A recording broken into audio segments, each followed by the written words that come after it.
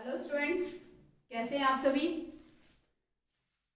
हम लोग डिस्कस कर रहे थे पिछले वीडियो में सीबीएसई बोर्ड एग्जाम 2020 का केमिस्ट्री 56 1/1 क्वेश्चन पेपर का सेट, जिसमें फर्स्ट टू 5 क्वेश्चंस कर चुके थे। अगर आपने नहीं देखे हैं तो चैनल को सब्सक्राइब करके वो वीडियो जरूर देख लीजिए। मैं आपके लिए लाई हूँ the solutions of the question paper, board exam question paper, along with the discussion of all the concepts, all the topic, revision of all the topic involved in that question paper.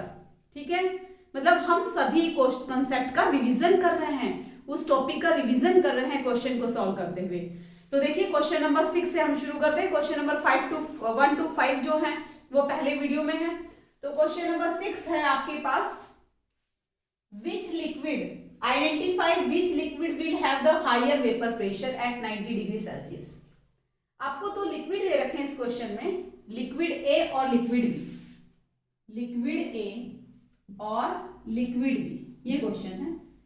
और liquid A का boiling point जो है वो है 140 degree Celsius और B का boiling point है 180 degree Celsius.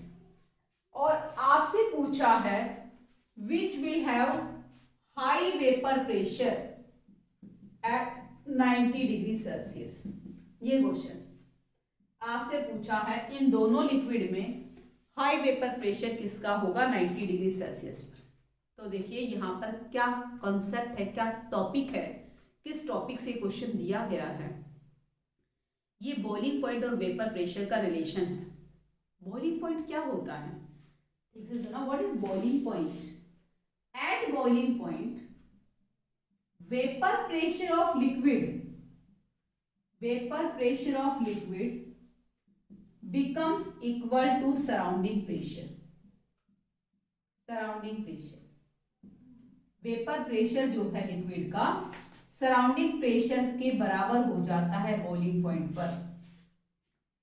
मतलब अगर किसी लिक्विड का बॉइलिंग पॉइंट कम है, देखिए सपोज एग्जाम्पल के लिए सराउंडिंग प्रेशर तो ये है, ये सराउंडिंग प्रेशर, कंसेप्ट को समझने की कोशिश कीजिए। इसमें अगर हम मैडम हमें तो एक सिंपल सा कोई रिलेशन बता दो जिससे हम इस टाइप के क्वेश्चन कर पाए, तो वे सिंपल सा रिलेशन आपके लिए ये है, that is boiling point of any liquid is directly proportional to surrounding pressure, directly proportional to surrounding pressure.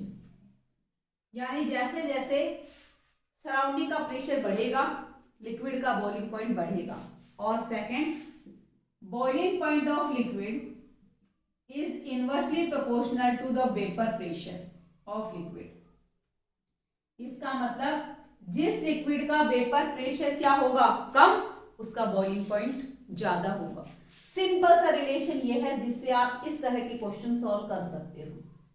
Liquid का बॉइलिंग पॉइंट सराउंडिंग प्रेशर के डायरेक्टली प्रोपोर्शनल होता है और वेपर प्रेशर, लिक्विड के वेपर प्रेशर के इनवर्सली प्रोपोर्शनल होता है। देखिए जैसे जैसे हम हिल स्टेशन पे जाते हैं, पानी का बॉइलिंग पॉइंट क्या होता है, कम होते जाता है। क्यों? क्योंकि सराउंडिंग प्रेशर क्या हो रहा है, डिक्रीज हो रहा है। एटमॉस्फेयर का प्रेशर डिक्रीज हो रहा है, सराउंडिंग प्रेशर डिक्रीज हो रहा है, तो लिक्विड का बॉइलिंग पॉइंट भी डिक्रीज हो रहा है। अगर सराउंडिंग प्रेशर बढ़ा दोगे तो बॉइलिंग पॉइंट भी बढ़ जाएगा। Is it clear? अब मैं वेपर प्रेशर वाला कंसेप्ट आपको समझाती हूँ, देखना ध्यान से। मान लीजिए सराउंडिंग प्रेशर ये है, ओके, और एक लिक्विड का वेपर प्रेशर है, लिक्विड ए का वेपर प्रेशर ये है और लिक्विड बी का वेपर प्रेशर ये है। Is it clear? बी का वेपर प्रेशर ये है। पहुंचना दोनों को कहां पर है, ये फिनिशिंग लाइन है, यहां पर पहुंचना है।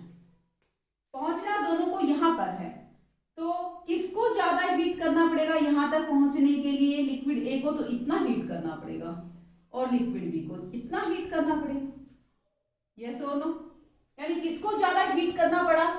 जिसका लिक्विड ए का वेपर प्रेशर ये था, vapour pressure of liquid A, और बी का ये, किसको ज्यादा हीट करना पड़ा भी सराउंडिंग प्रेशर के बराबर होने के लिए? जिसका वेपर प्रेशर कम था उसको ज्यादा हीट करना पड़ा। Is it clear? इसका मतलब जिसका वेपर प्रेशर कम उसका बॉइलिंग पॉइंट ज्यादा। मैथमेटिकली आप ऐसे समझ लो, boiling point is directly proportional to surrounding pressure and inversely proportional to the vapor pressure. Liquid का जितना वेपर प्रेशर कम, इसका मतलब उसका बॉइलिंग पॉइंट ज्यादा। ठीक है, अब यहाँ पर दो लिक्विड है 140 और 180, तो बॉइलिंग पॉइंट किसका कम होगा? सराउंड ये पूछा है किसका वेपर प्रेशर ज्यादा है 90 डिग्री सेल्सियस पे। आप बताइए, जिसका बॉइलिंग पॉइंट कम है, जिसका बॉइलिंग पॉइंट कम है उसका वेपर प्रेशर क्या है? ज्यादा, क्योंकि बॉइलिंग पॉइंट और वेपर प्रेशर इनवर्सली प्रोपोर्शनल होता है। Is it clear? तो which has high vapour pressure, which liquid has high vapour pressure? जिसका बॉइलिंग पॉइंट कम है उसका वेपर प्रेशर क्या है? ज्यादा है। तो क्वेश्चन का आंसर था लिक्विड ए। क्वेश्चन का आंसर है लिक्विड ए। लिक्विड ए का वेपर प्रेशर जो है 90 डिग्री सेल्सियस पे ज्यादा है than compare to liquid B, क्योंकि जिसका बॉइलिंग पॉइंट ज्यादा होता है बॉइलिंग पॉइंट, उसका वेपर प्रेशर कम होता है, और जिसका बॉइलिंग पॉइंट कम है मतलब उसका वेपर प्रेशर हाई है। ये रिलेशन लगा है। ठीक है, आई होप आपको आंसर भी क्लियर हो गया और कंसेप्ट भी समझ में आ गया होगा। ठीक है, एक बार स्क्रीनशॉट ले लीजिए इसका, फिर नेक्स्ट क्वेश्चन पे चलते हैं। नेक्स्ट क्वेश्चन है आपके पास, क्लियर? इन कंसेप्ट को ठीक से रिवाइज करते हुए चलिए। सिर्फ सॉल्यूशंस देखकर, किसी बुक में से क्वेश्चनों के सॉल्यूशन लर्न करके आप नहीं कर पाओगे एग्जाम, क्योंकि एग्जाम में कंसेप्चुअल बेस्ड क्वेश्चन आते हैं। कोई जरूरी नहीं कि ये क्वेश्चन आया नेक्स्ट टाइम यही होगा। कंसेप्ट समझ में आया तो उस टॉपिक का कोई भी क्वेश्चन आए हम कर लेंगे। तो सेकंड क्वेश्चन है भाई, 7th question, out of zinc and teen whose coating is better, whose coating is better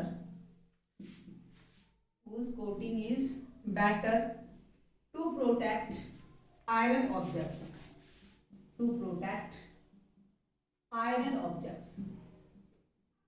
iron objects की प्रोटेक्शन करनी है तो किस मेटल की कोटिंग अच्छी है, टीन की या फिर जिंक की?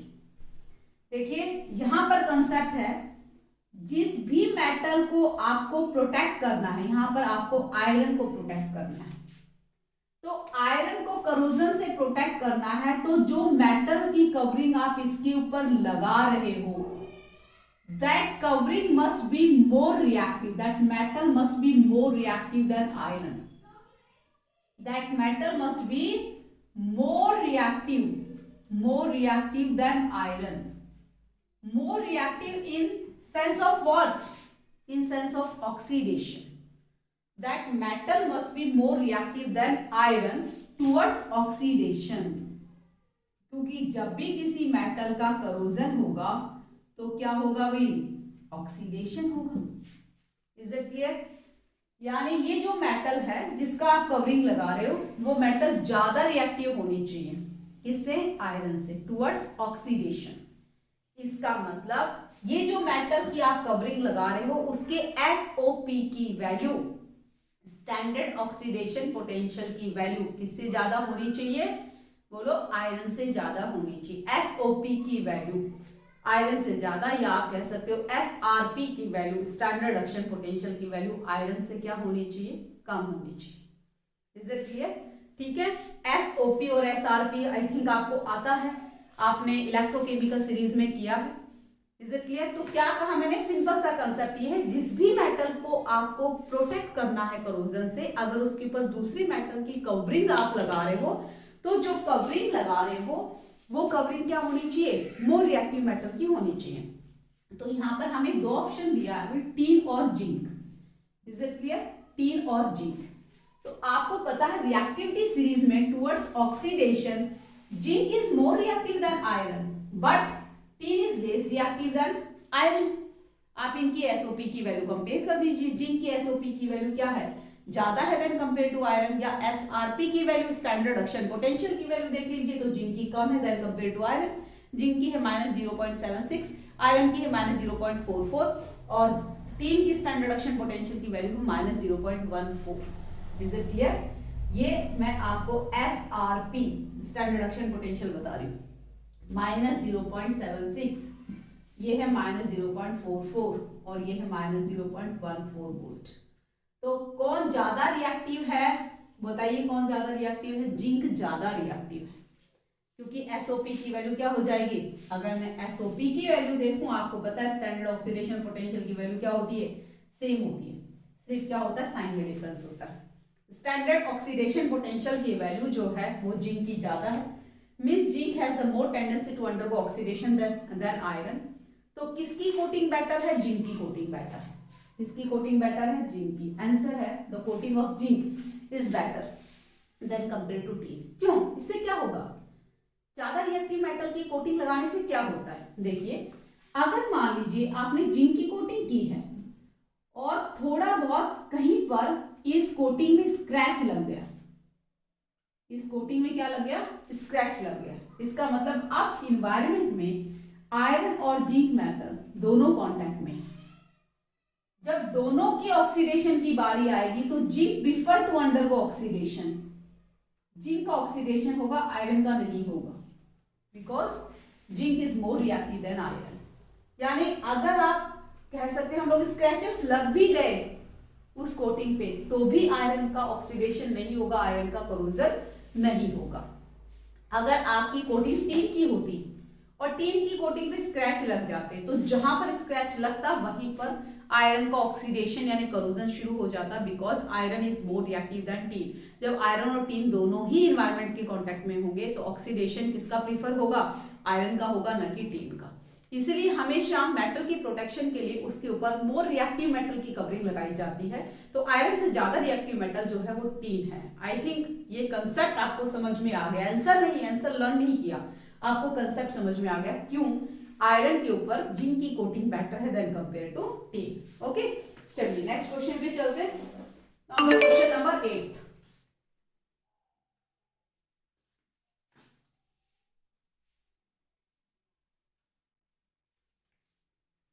So the question number 8 is, will the rate constant of the reaction, will the rate constant, will the rate constant of reaction depend upon temperature if activation energy of reaction for reaction is 0। बहुत अच्छा question, for reaction is 0। Question number 8 ये कह रहा है कि क्या उस reaction का रेट कांस्टेंट टेम्परेचर पे डिपेंड करेगा जिस रिएक्शन की एक्टिवेशन एनर्जी 0 है। तो देखिए इसका आंसर है नो, नहीं, no. Activation, if activation is energy 0, rate constant does not depend upon temperature. ठीक है, rate constant does not depend upon temperature, does not depend upon temperature if activation energy 0।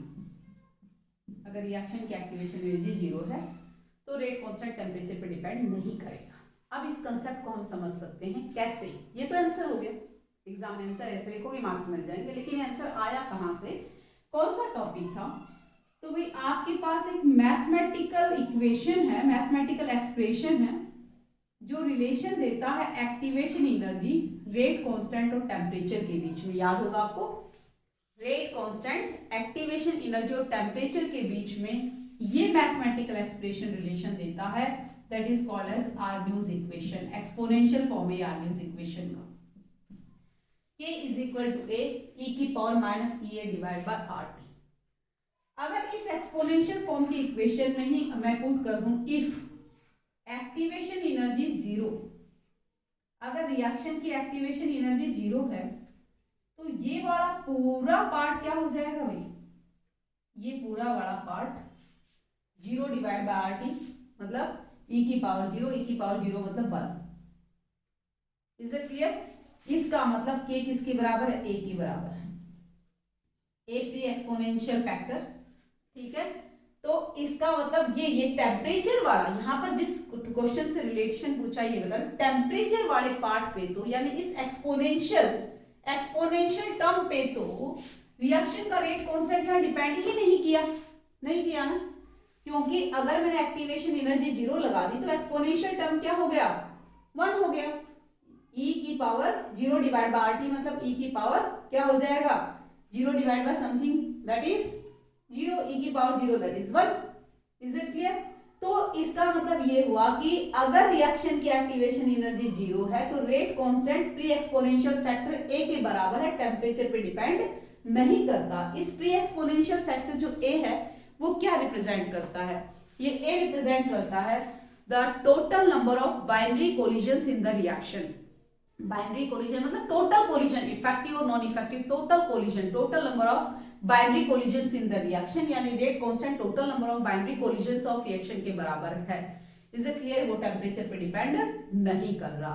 तो activation energy अगर 0 है तो reaction का rate constant जो है वो टेम्परेचर पे डिपेंड नहीं करता।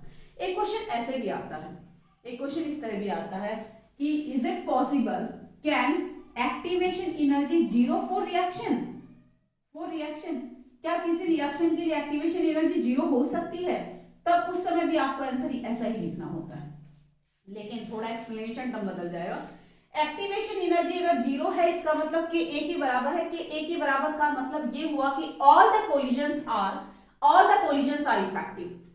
a की वैल्यू a के बराबर का मतलब क्या हुआ, a मैंने बताया प्री एक्सपोनेंशियल फैक्टर, इसका मतलब ये रिप्रेजेंट करता है total number of binary collisions, यानी रिएक्शन के टोटल जितने भी कोलिजन्स है सारी इफेक्टिव है, सबसे प्रोडक्ट बन रहा है। Is it clear? किसी की एनर्जी, किसी मॉलिक्यूल की एनर्जी थ्रेशोल्ड एनर्जी से कम है या ज्यादा है, लेकिन सबसे क्या बन रहा है, प्रोडक्ट बन रहा है। तो क्या ये पॉसिबल है? No, it is not possible that all the collisions are effective. ये पॉसिबल नहीं है कि सभी कोलिजन्स रिएक्शन के इफेक्टिव हो, रिएक्टिव मॉलिक्यूल के सभी कोलिजन इफेक्टिव हो। इसीलिए हम कहते हैं रिएक्शन की एक्टिवेशन एनर्जी 0 नहीं हो सकती, क्योंकि अगर रिएक्शन की एक्टिवेशन एनर्जी 0 होगी तो k की वैल्यू a के बराबर होगी। Is it clear? तो ये क्वेश्चन जो पहले एग्जाम में आया था वो इस फॉर्म में आया था कि क्या एक्टिवेशन एनर्जी रिएक्शन की 0 हो सकती है, ठीक है? तो उसका आंसर भी यही था। और इस बार थोड़ा अलग पूछ लिया उसने, क्या अगर एक्टिवेशन एनर्जी रिएक्शन की 0 होगी तो क्या रेट कांस्टेंट टेम्परेचर पे डिपेंड करेगा। देखिए दोनों क्वेश्चन इसी कंसेप्ट से रिलेटेड है, आर्नोल्ड्स इक्वेशन से। आई होप आपके समझ में आ गया होगा। ओके, तो स्क्रीनशॉट लेते रहिए हर क्वेश्चन का, क्योंकि इस सिर्फ क्वेश्चन का आंसर नहीं है बेटा, उससे रिलेटेड जो भी कंसेप्ट है वो भी हम इसमें डिस्कस कर रहे हैं। तो नेक्स्ट क्वेश्चन है question number 9, that is give the structure of the monomer of PVC. भाई ये तो इजी सा क्वेश्चन है। आई होप स्टूडेंट्स आपको काफी हेल्प होगी इन क्वेश्चंस के आंसर्स जब आप पढ़ोगे, ठीक है? सिर्फ आंसर्स नहीं, इन टॉपिक का रिवीजन भी होगा आपके। तो एक अगर आप क्वेश्चन पेपर का सॉल्यूशन पूरा देखते हो, वीडियोस पूरा देखते हो, उसके साथ के जितने भी टॉपिक आप समझते हो, तो दूसरे जब नेक्स्ट क्वेश्चन पेपर आएंगे, नेक्स्ट क्वेश्चन हम डिस्कस करेंगे, तो आप देखोगे नेक्स्ट क्वेश्चन पेपर में बहुत सारे टॉपिक्स तो सिमिलर ही आ रहे हैं, वही टॉपिक से रिलेटेड क्वेश्चन आ रहे हैं और वो टॉपिक आपका क्लियर हो गया, तो आप उससे रिलेटेड कोई भी क्वेश्चन कर पाओगे, ठीक है? तो इसे सिर्फ क्वेश्चन पेपर का सॉल्यूशन कंसीडर मत कीजिए, ये एक शॉर्ट रिवीजन है फैब के लास्ट मंथ में, फैब मार्च अप्रैल इनमें, ताकि आप बोर्ड एग्जाम के लिए बहुत अच्छी तरह से तैयारी कर सको। तो क्वेश्चन नंबर 9 है, that is the monomer of PVC. तो इसमें तो कोई एक्सप्लेनेशन है नहीं। पीवीसी का फुल फॉर्म है बताइए, polyvinyl chloride. Okay, polyvinyl chloride, और पॉली टर्म हटा दो, बच गया विनाइल क्लोराइड। तो विनाइल क्लोराइड क्या है, पीवीसी का मोनोमर है। जिन भी पॉलीमर का नाम, एक जनरल सा फॉर्मूला, जिन भी पॉलीमर का नाम पी से शुरू होता है उसका फुल फॉर्म पता होना चाहिए आपको, उसका पी हटा देना, बचा हुआ पार्ट जो है वो मोनोमर है। Is it clear? तो पॉलीविनाइल क्लोराइड, जैसे पॉली आपको बोल दे पॉली इथीन, पॉली हटा दो, इथीन क्या है, पॉलीथीन का मोनोमर है। Is it clear? PMMA poly methyl methacrylate, poly हटा दीजिए, बचा हुआ पार्ट मिथाइल मिथा एक्रिलेट जो है उस पॉलीमर का मोनोमर है। पॉली वर्ड इसीलिए लगा है, पॉली का मतलब बहुत सारे मॉलिक्यूल आपस में पॉलीमराइज होकर ये बना रहे हैं। Is it clear? तो पीवीसी का मोनोमर क्या है, विनाइल क्लोराइड। अब विनाइल क्लोराइड का क्या बनाना बेटा, structure banana. This is the vinyl chloride, this is the monomer of polyvinyl chloride. Okay, तो देखिए ये भी देख लेते हैं हम लोग, पॉलीमराइजेशन प्रोसेस हुई कैसे। अगर पीवीसी की पॉलीमराइजेशन आ गई तो इसके बहुत सारे मॉलिक्यूल आपस में क्या हो गए, कंबाइन हो गए, okay, by breaking the pi bond, addition reaction हुई। Is it clear? तो ये आपके पास रिपीटिंग यूनिट वाला पॉलीमर मिला, that is called as PVC. ठीक है, नेक्स्ट क्वेश्चन है आपके पास 10th question. First to 20 question मैंने आपको पहले भी बताया है 1 to 21 मार्क्स के हैं। ठीक है, एक एक वर्ड का आंसर है, एक एक लाइन का आंसर है। आगे acceleration reasoning type MCQ question भी है। तो यहाँ पर हम लोग क्वेश्चन नंबर 10 तक डिस्कस करेंगे। क्वेश्चन नंबर 11 to then 15 11 12 14 जो है आपके पास एमसीक्यू है, उसके बाद में एक्सलेशन रीजनिंग टाइप क्वेश्चन है, बहुत बढ़िया क्वेश्चन है। तो 11 to 20 जो है इस पेपर सॉल्यूशन के थर्ड वीडियो में है। तो क्वेश्चन नंबर 10 और देख लेते हैं हम लोग यहाँ पर। Question number 10 that is right structural unit present in, बहुत अच्छा क्वेश्चन है बेटा, विच structural unit present in a detergent makes it non biodegradable। बहुत बढ़िया क्वेश्चन। मतलब डिटर्जेंट में कौन सा स्ट्रक्चरल पार्ट वो है जो क्या बनाता है, डिटर्जेंट को नॉन बायोडिग्रेडेबल बनाता है। डिटर्जेंट बायोडिग्रेडेबल भी होते हैं और नॉन बायोडिग्रेडेबल भी होते हैं, हार्ड डिटर्जेंट भी होते हैं, सॉफ्ट डिटर्जेंट भी होते हैं। Is it clear? तो देखिए बेटा, अगर डिटर्जेंट में ये आपके पास हाइड्रोकार्बन पार्ट है, ये बेंजीन है, ठीक है, मैं सोडियम सॉल्ट ऑफ बेंजीन सल्फोनोएट दे रही हूं, और एक ऐसा डिटर्जेंट है जिसमें इस तरह की बहुत सारी साइड ब्रांचिंग है। ठीक है, सिंपल सा एग्जांपल, फिर हम एग्जांपल भी लेंगे। तो ये क्या है, जो साइड ब्रांचिंग होती है ना, साइड ब्रांचिंग, ये जो हाइड्रोकार्बन पार्ट है ना, हाइड्रोकार्बन, ये हाइड्रोकार्बन अल्काइल ग्रुप का हाइड्रोकार्बन पार्ट, ये भी हाइड्रोकार्बन पार्ट है। तो इस हाइड्रोकार्बन पार्ट में जितनी ब्रांचिंग ज्यादा होगी, माइक्रो ऑर्गेनिजम्स जो हैं इस चेन को अटैक नहीं कर पाएंगे, क्योंकि यहां पर बहुत सारे गार्ड खड़े हुए हैं ना। ठीक है, बहुत सारे गार्ड खड़े हुए, माइक्रो ऑर्गेनिजम्स को इस हाइड्रोकार्बन की चेन पर इजीली अटैक नहीं करने देते डिग्रेड होने के लिए।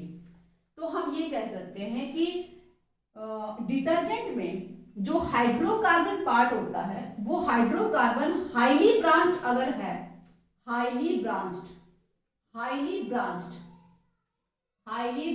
हाइड्रोकार्बन पार्ट जो है, हाइड्रोकार्बन पार्ट डिटर्जेंट का जो है वो उसे नॉन बायोडिग्रेडेबल बनाता है।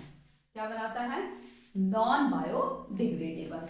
ओके, चलिए हम लोग, ये समझ में आया आपको? हम लोग इस तरह से दो एक्चुअल, ये तो मैंने आपको वैसे ही बॉन्ड लाइन नोटेशन बना दिया था, हम कोई एक्चुअल मॉलिक्यूल ले लेते हैं डिटर्जेंट का, CH3CH211 यानी 12 carbon atom. Is it clear? ये बेंजीन, ये SO3 माइनस Na+। तो इसमें जो 12 कार्बन एटम की चेन है, डोडेकिन बेंजीन, सोडियम 4 नंबर पे है, डूडेकिन 4th नंबर पे ये है सोडियम। ठीक है बेटा, सोडियम, और 4th नंबर पे क्या है? एन मतलब एलिफेटिक चेन, कोई ब्रांचिंग नहीं है, नॉर्मल चेन है, डूडेकिन बेंजीन सल्फोनोएट। तो देखिए इसमें क्या है, इसमें ये जो है ये वाला अल्काइल पार्ट हाइड्रोकार्बन पार्ट है, स्ट्रेट चेन है, कोई ब्रांचिंग नहीं है। क्योंकि स्ट्रेट चेन है, इसमें कोई ब्रांचिंग नहीं है, तो ये वाला पार्ट जो है, ठीक है, ये वाला डिटर्जेंट क्या है? बायोडिग्रेडेबल है। Is it clear? चलिए नेक्स्ट हम बनाते हैं, अगर दूसरा डिटर्जेंट हम लें, जैसे सपोज है CH3, ओके, ये आपके पास 3, ये CH3 9 10 11, ओके, ये आपके पास SO3 माइनस Na+। अब इस डिटर्जेंट में क्या है, ये वाले जो है आपने देखा कि इसमें बहुत सारी ब्रांचिंग हो गई इस हाइड्रोकार्बन में, तो ये वाला जो अल्काइल पार्ट है ये हाईली ब्रांच्ड है, highly branched okay hydrocarbon part. तो ये हाइड्रोकार्बन पार्ट जितना ब्रांच्ड ज्यादा होगा वो डिटर्जेंट उतना ही क्या होगा, नॉन बायोडिग्रेडेबल होगा। तो क्वेश्चन में पूछा है डिटर्जेंट का कौन सा पार्ट है जो उसे नॉन बायोडिग्रेडेबल बनाता है, तो डिटर्जेंट का जो हाईली ब्रांच्ड अल्काइल पार्ट है, हाइड्रोकार्बन पार्ट है, उसमें जितनी ब्रांचिंग ज्यादा होगी वो डिटर्जेंट उतना ही क्या होगा, नॉन बायोडिग्रेडेबल होगा। ठीक है, तो आंसर था highly branched hydrocarbon part. I hope आपको समझ में आ गए। तो इस वीडियो में हमने कंप्लीट कर लिया है the solution of 6 to 10th question. Okay, part 3 में हमारे पास है 11 question, number 11 to 20 question. Okay, तो क्योंकि 20 क्वेश्चन जो है इस क्वेश्चन पेपर के सारे क्या है 1 मार्क्स के क्वेश्चन हैं, तो आगे के क्वेश्चन के लिए आप पार्ट 3 जरूर देखिए। और आई होप ये क्वेश्चन के आंसर और इसके कंसेप्ट भी आपको समझ में आ रहे हैं। अगर आपने चैनल को अभी तक सब्सक्राइब नहीं किया है तो कर लीजिए और बेल आइकन भी प्रेस कर लीजिए। Thank you students.